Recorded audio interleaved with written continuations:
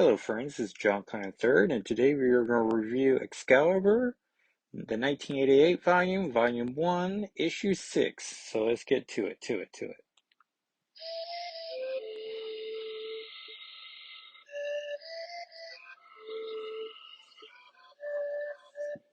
I'm pretty sure this oh, and thank you to Francisco for providing the theme song to the podcast. Appreciate it, and you. And before I rudely interrupted myself, I am pretty sure this was the very first issues of Inferno I've ever read, and was just like, okay, this is a good courtesy edition. And then reading the other issues, I'm like, oh, I don't know what the heck's going on. And of course, Excalibur doesn't show up in any of the other issues of Inferno. Not even in the background. You don't see any mannequins. Spoilers. Um, but it's nice that Chris Claremont brought good buddy Alan Davis over. This is definitely issue 6 of one of my favorite ongoing titles of all time. I own every single issue of Excalibur. I own all the spin-offs and one-offs and special editions and mini-series, -1 issues, oversized comics. Like, they did their best to make Excalibur a thing. And then the 90s hit the title rather hard. But Excalibur, my longest, or the only ongoing series I own every issue of, or at least the longest running series I own every issue of. Because, I imagine a lot of people are like, well, I own all 7 issues of this. Like, oh, yeah, that's very impressive. Sorry, your comic series ended at 7. Back in the 90s, it was like a requirement. Like, everyone gets 12 issues. I'm trying to think of like Spider-Man spin-off, the Slingers, and how they did 12 issues, and that was always a big moment.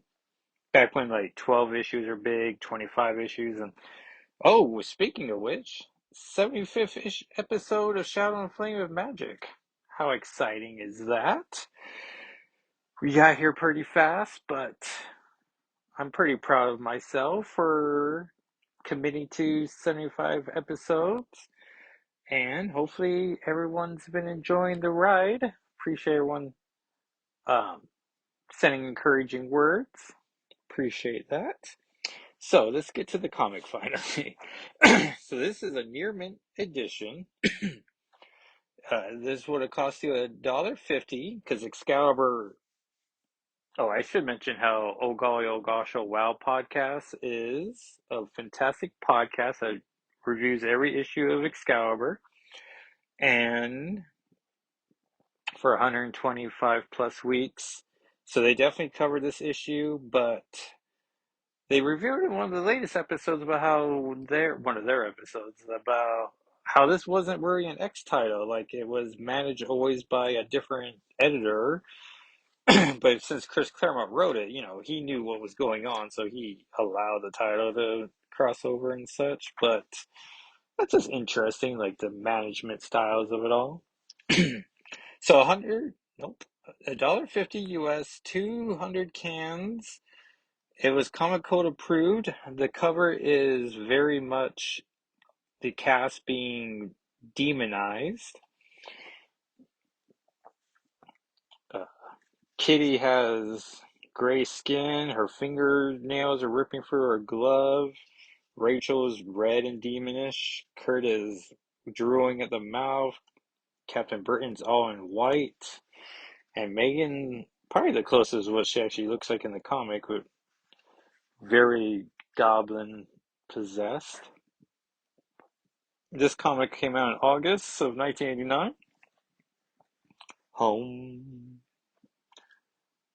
Remember that in Big Love when they switched their theme song to that for the 4th season? And I don't know, whenever my wife and I hear the word home, we have to repeat it going, home. Remember Big Love, everyone? That was a moment in time. Word never had much meaning for Rachel Summers. crammed full to the bursting with memories that make no sense, of worlds and times that can't possibly exist or once did or never will. So she doesn't bother with what was, only what is.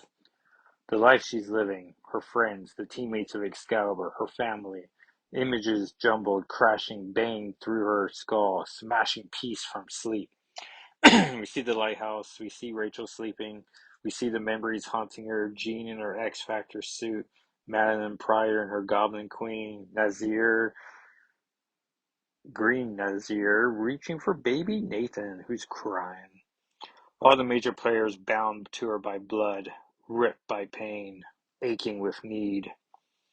Shrieking crystal shattering screams that refuse to be denied, until at last Rachel opens her eyes screaming, "Mom! Nathan!" Stanley presents Excalibur, Goblin Knight, and she just rips through and it's a beautiful double page spread, or at least the top of the double pages, and then when we see the bottom, we check into the whole cast. But it's a beautiful Alan Davis. Who's the inker on this? Neary? I should have just gotten to that part and then started reading it aloud. But the Phoenix Force is just in full effect. Writer Claremont, penciler Davis, inker Neary, colorist Oliver, letterer Orchajowski, editor. Like the written one letter down from each, so it's D, right? Enter A, enter V, enter I. So I don't know. The word editor threw me off, as did letterer. Kavanaugh, Boss, DeFalco. Which I keep thinking about Tom Ordovich and Glennis Oliver and just how legendary they are as a letterer and colorist, respectively. And, like, unfortunately, being a letterer and colorist in comics, like, it's one of those things where, like, a score in a movie where, unless it's bad, you don't really pay attention to it, or beautiful, where you want to comment on it. But, without a letterer or colorist, well, I guess it'd be a black and white comic and silent, which, is big, especially like halfway through. I've already read like so many captions. And this is 89. Like, Tom Chodrovich is still just writing these letters on the page. I don't know. Just going through a real, like, appreciate your letters and colors, everyone. Anyways. Third floor, the room Rachel shares with Shadowcat. Oh, and I'm going to post 4 images when I promote this. So I think I have to drop one for Twitter tomorrow when I promote it. But so you can see these images at at SNFWM. The N all spelled out on Instagram and Twitter. Feel free to follow that account. Post those images once he come up. But Lockheed's in 4 panels, so I got to figure out which one of them I'm going to drop for the cover panel. But figure it out. Probably keep this one though. Oh, I guess maybe we'll figure it out live. And so it's pretty awesome. So we're going to follow the cast, but as Rachel had shot through the lighthouse, Brian's lighthouse, I should mention. Ray, what are you? And then she thinks to herself, telekinetic power tearing at me. And poor Lockheed's flip upside down. He goes, "Yow." Probably a horrible Lockheed impression. Fourth floor, Captain Britain and Megan. Oh, yeah, because the first and second floors, I guess, are like their basements, right? Or do they have basements below? No, I think they really used the first and second floor. And Brian and Megan wake up as Rachel had gone straight through their bed. Fifth floor, Nightcrawler. And Kurt's like leaping away from it. And Kurt and Alan Davis is giving them all like very fun jammies. Brian sleeps in pants. Megan's in lingerie, right? Yeah. And Kurt's in some type of like full body thing with like a deep V-neck, but then like pants as well, which I can imagine that Toho he has figured out by now. And Kurt comments about he hasn't heard a scream like that since when Gene died on the moon, which is like a pretty nice reminder of like Kurt's been around for a while. And also he knew her mom and Phoenix. And Rachel has promised to always keep Nathan safe, so she is on her way to keep him safe. And then we get a cool visual of third floor looking through the sky. So it's Brian and Megan looking at Kurt. Oh, and Kurt's jammies are white, which really accent his blue. Brian sleeps in green jammy pants, and Megan's in red lingerie because, of course, she is. And so now Kurt joins them on third, and then immediately I'm like, wait a second. No, he joins them on fourth, and then they go down to three, and they're worried about Kitty, but Kurt's like, well, her at this point, her natural state's to be intangible, so she should be safe. Which Kitty says, yeah, that's what I figured. And this one will probably keep two. But it's Kitty, because when Rachel felt Nathan's baby cry, she was naturally thinking about a baby. And so we get a very funny panel. Well, funny for us. Kitty looks unamused. But Kitty is inside a giant adult-sized baby carriage holding Locky like he was a plush animal, which I wish I had a Locky plush animal. Which isn't fair. My wife got me a purple plushy dragon, and I adore it, but it has like rainbow ears and something but the tail. I mean, I love it, but it's not a classic pure purple dragon. So I did see one on Etsy that was like, hey, it's Lucky. And then I did like an image search, and you saw a bunch of no. It was the reviews on the Etsy where it was a bunch of ladies dressed as Kitty Pryde holding him for their cosplay, and I'm like, oh, like imagine the Comic Con where they all meet each other and they all go like, hey, and they're like, hey, do you order from the Roaming Peddlers? And I was like, heck yeah, I did. You order yours? It's like, heck yeah, the Roaming Peddlers at Etsy.com. And pretty she only has, as of October 26, 2023, two of them left, and they're $45, and they are pretty cute. There's at least four cosplayers. One of them is a gentleman with a Colossus companion. Living the dream, those two are. Good for them. So Kitty is nonplussed. Oh, and she's wearing a green diaper, like a cloth diaper. And Lockheed's like, glip, which is also a horrible Lockheed impression. I'm not committing to it. And Kurt's like, what? These are the clothes I was wearing. My favorite Aaron Kerrigan, for crying out loud. After Ray's TK power got done rearranging their molecule structures, Megan's like, but why? It's my fairy impression.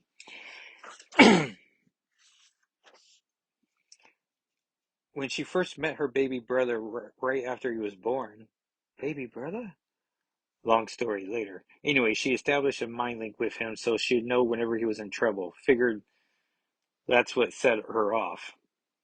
Baby yelled for help, and off she's gone to the rescue. Probably didn't realize as she left how she was dressing me. And now that Kitty's standing up, like, I don't know, like it was like a baby shirt, but now it's like showing a lot of like stomach off. And so now they're like, what do we? Oh, and Brian's concerned because Rachel has the power of the Phoenix, so she could be a huge threat. Which Kitty's like, Ray isn't her mom. I hope, I pray, she thinks. And then we get Lockheed just floating, and this will probably be the panel that I do drop because he's just a tiny little purple here with wings. But that's how you tell Lockheed's in the room. So Kurt decides that they will go find Rachel. They gotta be going to New York. He also notices Megan's wearing lingerie that doesn't suit her, but she's doing it for Brian, who doesn't even notice. Which is like, that's not fair. You don't know what they were like an hour ago when they were getting ready for bed. He has no idea. Though he is in the apartment above him, and the lighthouse is very tight quarters, so maybe he does know what they were doing an hour ago.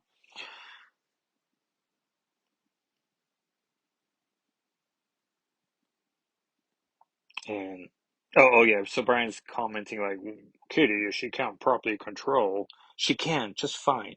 Evidence suggests otherwise. Go after her. Where? Thought Flash, New York. How do we follow? Oh yeah. And so this is how, and Kurt's like, we're going. Your guys are flying. As everyone get dressed, be ready in an hour, because Kurt is the leader of Excalibur. Brian thinks he is, which I always like the idea that Brian's the face of Excalibur. Like when Officer, I think he's in this issue, right? Because I want to say it's Tom something, but also I feel like it's a pun on something else. Oh, Day. Day's the man. What a memory! It's Day Thomas is his name. Day's DAI.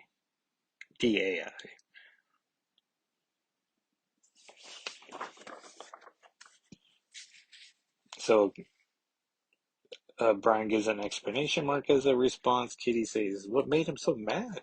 And she has some type of purple jacket on, but I'm not sure where did Kurt get that from.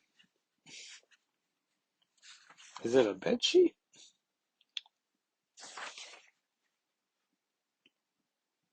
Oh, maybe it's the sheet from Brian's destroyed bed, because that's purple too.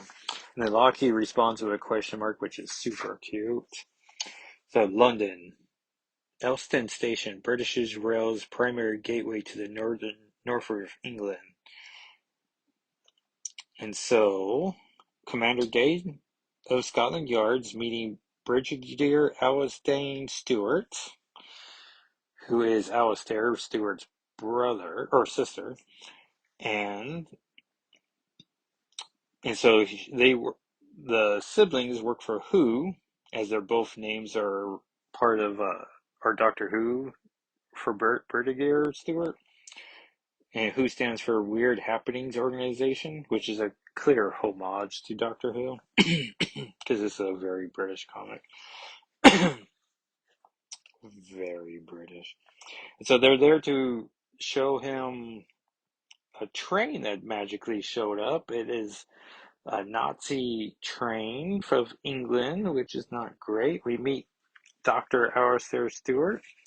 And to make things worse, because it's a Nazi symbol, but with a British coloring, which is not great, and made worse by Nazi Mariah McTaggart and Nazi Callisto.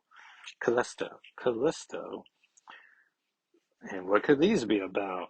I don't know. Horrible. But if you want people to hate a person pretty quickly, make them a Nazi. So then we see Rachel in space, because fastest way to New York is to go up to space and then down. And then she's getting to the Empire State Building. She's seeing all the demons. And then she sees her mom wearing a very sexy Goblin Queen uniform. She's like, Mom, it's me, Rachel. And Madeline Pryor's like, foolish girl. The Goblin Queen claims one child as her own, and he isn't you. And then, yow, yow! Like, Goblin blasts Rachel away.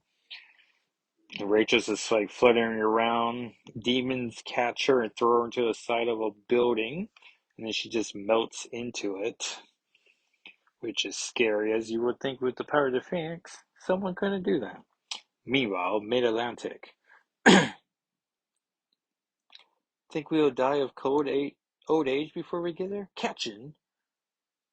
I'm sorry, Shadowcat. Megan. Oh, it's Brian. So I'm sorry, Shadowcat. Megan, my speed is limited by the physical punishment you and Nightcrawler can endure.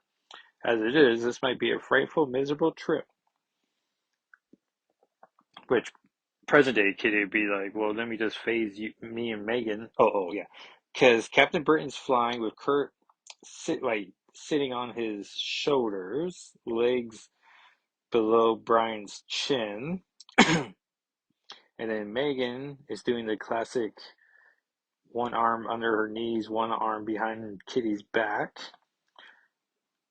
And and Kurt and Kitty are both wearing these very cute brown jackets. And by brown boots, they're dressed for these high winds.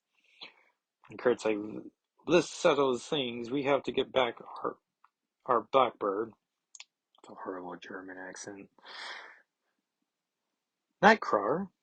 No, come on. Oh, wait. Oh, Megan's saying it. And Kitty's like whispering, no, come on, Meg, don't. It's okay. Really. All right, really. Kitty has a rather urgent problem. Send up a flare, why don't you? Tell the whole flaming world. And Nightcrawler's like, pit stop? Why didn't you, before we left? I did, that was 4 hours ago. Well, couldn't you, phase? Captain, that's disgusting. And it really is. And it's also not very considerate to Megan. Like, and this is like a younger Kitty Pryde, though. Like, can you, pee, phase, like concentrate on peeing, but also concentrate on phasing? Well, maybe it'd be super easy if you're just naturally phasing. Anyways, you don't want to be peeing, and everyone just knows what you're doing. Like, hey, Megan, like, slow down a little. Like, no, we all know what you're doing, what you just did. And so they see a ship, so they start heading down there, and Kitty's thinking, I'm so embarrassed. I want to die. I want to kill them all. Hurry, please, hurry before I burst. Man, this title is just so great. Like, the art's great, the writing's great, the coloring, the lettering.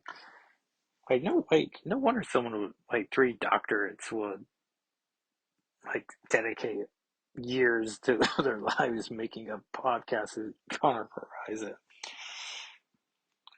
So they all land. They're asking if they can use the bathroom. The fellows on the ship are very much liking Megan. Well, I mean, it's not like she's a sexy outfit or anything. Like, it's yellow. It's a bathing suit with pants, essentially. Same that revealing, but I guess, she's a tall blonde, maybe. And so Kitty goes into the restroom, and it is disgusting. Good inks here by Neri that's, like, providing all the shadows. And there's some pinup art, and it's just like Kitty doesn't want to go in there. And then Captain Britain's just walking the tank and the ship, and I guess I was gonna call it a tanker, but what do I know about ships? Unless it's battleships, and then I just know those are 4 pegs. And all these guys are all saying yum yum yum yum yum, which is weird. But Meg is picking up on their sensations, and so she's becoming even more beautiful. Because, like, when Kurt finds her attractive, she turns blue because she's an empath amongst her other powers. And then finally, Kurt has to, like, save Megan and be like, you jerks, get away from her. And then Brian's finally like, Megan, are you? Kurt's like, she's fine. And it takes no thanks to you. We're through here, Cameron. Let's be on our way. And then this time, Megan's carrying Kurt, just like how she carried Kitty. And then Kitty's phasing up. Hey, Nightcrawler, what gives? She's my ride. And all the guys are like, come back anytime. And then Captain Burton being awkward is like, so, Kitty, do you, don't ask. Not now, not ever. And it looks like Captain Burton's also carrying her, the classic style. Manhattan. And Rachel is about to succumb to the wall, but she still has one hand out and her face showing. And then she finally gets her other hand out, gets her whole body out. She's squeezing her, and then she's finally free, and she falls down to a bride and groom um, store. And Rachel's trying to get her bearings, and then her hand reaches out. Need a hand? Yeah, thanks, appreciate it. Maybe you can tell me what the heck is happening? The Atlantic. Oh yeah, so they're all carrying in the traditional fashion. And Kurt's talking to Megan about what the sailors were saying, and then she is turning blue before the empathy he's sending her way. And And then in a moment, she's having a real crisis of like, is there even a Megan if all I do is change all the time? Like, who am I for real? And then all of a sudden she goes, oh my goodness, and almost drops Kurt as she sees the Empire State Building, which has like grown in size. As you can just see all the demons and the clouds and just the cities painted in red. Manhattan, it sure is. Guys, you figure maybe this situation is a trifle out of our league? Holy Ghost, amen. We're here, Kitchen. We may be needed. We can't simply fly away. So they get closer, they're dodging demons, and then all of a sudden Megan says, if they close in on us, Meg, we may have to run. Whatever for. Megan? There's nothing here to be afraid of, and she just throws Kurt at demons who catch him. And we see Nazir's like, what have we here? How delightful. A new recruit. Another moth eager to immolate herself in Inferno's flame. There's a full-page comic book catalog here, but I can't tell whose comics these are. But they offer comics and posters and calendars galore. Or maybe it's East Coast Comics because they did the ads for the next page, but methinks it's someone else's.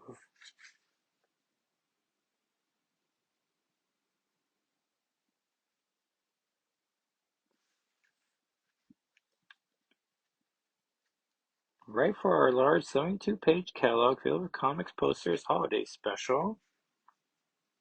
Oh, man, they should have bolded it, but it's for American comics in Gainesville, Virginia. And Kurt's like, Megan, no. I am Najir. My goal is to rule this paltry orb, the Earth. Do you wish to help me? Yes, please. Splendid. This will hurt. I don't mind. And she's already turning red to match Nazir's redness. Even better. And Kurt's like, no, Megan! And then if a school, magnificent. Never have I feasted on so radiant a soul. Behold, mortal, the Goblin Princess. It's a real shame the Goblin Princess and the Goblin Queen don't find each other. Or I don't believe they do. I mostly remember the Brian and Kitty subplot of this issue. And now the demons are trying to rip out. I'm like, it's your turn now. And we see under the brown jacket and pants that Kurt's wearing his classic red and black suit, because of course he is. Which part makes more sense because it's unstable molecule, so he can. It's probably just was warm enough. But part for the winds, he probably did want the jacket to be safe. So he's jumping out of their way as they're keeping his clothes. He still has the brown pants and boots, though. Probably the boots keeping the pants on. So he's on the ledge of the balcony, and he just decides to backflip off of it, and it'll just work out.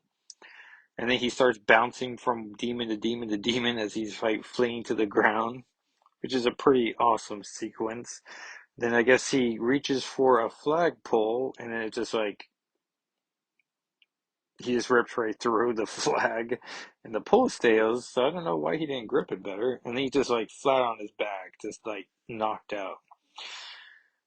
And he's like his thoughts before he passes out are, oh, oh, oh, hurt all over, inside out. Ignore it, man. Oh. And then like the pieces of American flag are scattered around him, but because it's red, white, and well, I guess you don't see the blue, but all the red makes you think maybe it could be blood. So it's a fun, getting around the censors by showing it. Oh, pick yourself up, move, can't, nothing works. Who's there? Rachel. And we see Rachel is a mannequin, been swapped with the mannequin. She's all grins and staring blankly forward and in a wedding dress. Why is she just standing there? Why is she smiling? Why won't she help? And a great use of a black panel to show that he's knocked out. Further uptown, and this A couple are running away from a car that's trying to eat them because they were jaywalking. Things are no less crazy, and then Kitty phases them through. So the oh, it's a police car. Oh, that's why he's trying to arrest them for jaywalking. But tonight the poor devil's just going to have to go hungry. That's called phasing. It's what I do. I'm ready, Shadowcat. And then he punches the police car and destroys it completely. Not too shabby. This isn't engine oil. Merciful heavens, this is blood. And the couple runs away.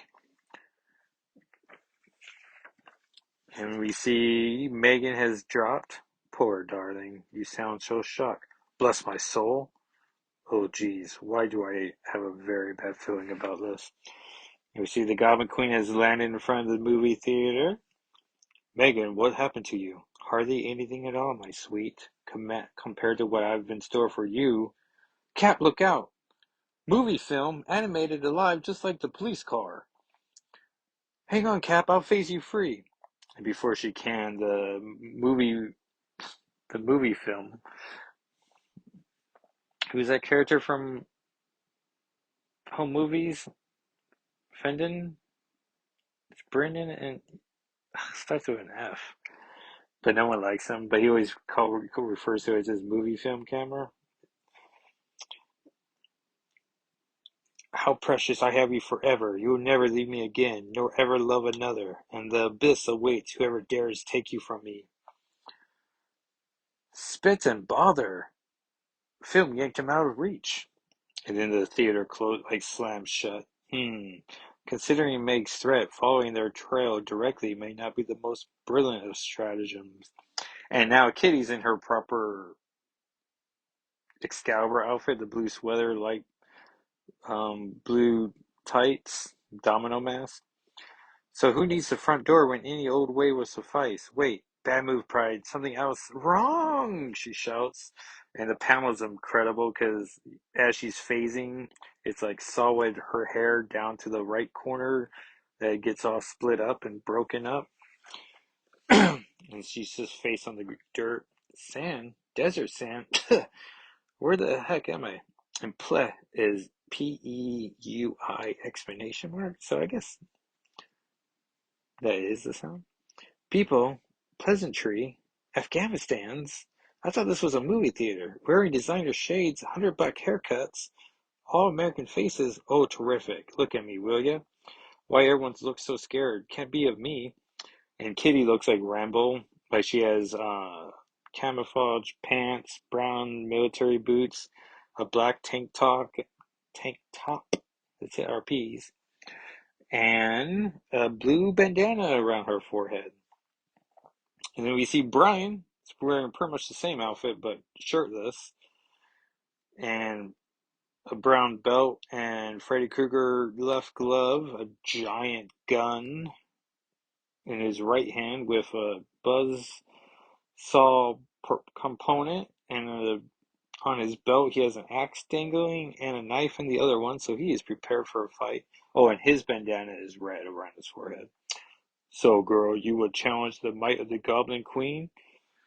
Kitty thinks, I had to ask. That's Brian. As changed as loony as Megan. There is but one penalty for just transgression, and my most joyful duty as her champion is to execute it by executing you, which is just a fun turn of phrase. Next, Goblin Dawn.